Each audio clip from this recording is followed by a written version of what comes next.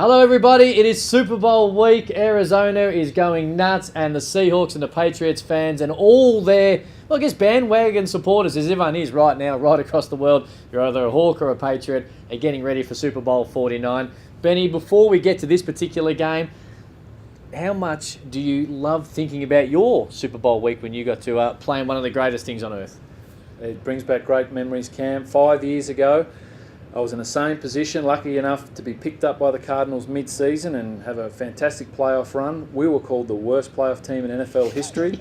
So we had our backs against the walls, and Pittsburgh Steelers were strutting around town calling it one for the thumb. So it was new to me, but it was fantastic to have that 2 weeks. So effectively, after you win the NFC Championship game or the AFC Championship game, you have a week to cool down, but really prepare and study for the opposition in that first week. And then in the second week, it starts to ramp up. You move into the Super Bowl city. We move to Tampa Bay on the Monday.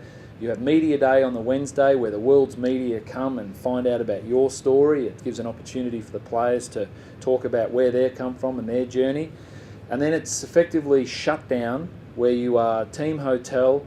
There are no media, there are no family, but it's all about the game, because you know that it is the biggest game on earth. And look, there are nerves, there are, how are you going to go, how are you going to perform, but at the end of the day, we treated it like just another game. Mm-hmm. And we didn't win, but when you look at what Seattle did last year, where they basically took the bring it on approach, Yep. which is what Pittsburgh did. So who knows what works for each organisation, but that lead-in is really important. And the game itself, it goes so fast, even though it goes over 4 hours. But one of my favourite memories was at halftime, being able to go out before the warm-up and watch Bruce Springsteen. Hang on a second, what? So you're half-time of a Super Bowl in a close game, and you ducked out to watch the boss? Well, right on halftime in our game, Kurt Warner threw a pick to James Harrison, who ran it 100 yards back for an interception. Mm-hmm. So the locker room at halftime wasn't a great place to be. So you took it as an opportunity to leave? So I went in there, had the brief from the coaches. But what happens on Super Bowl is that everything is stretched. So that halftime entertainment, that halftime goes for 35 minutes as opposed to 20. I needed to get back out there and loosen up. To do that, they had to get Bruce Springsteen off the stage. So I sat on the bleachers and watched him perform. It was fantastic.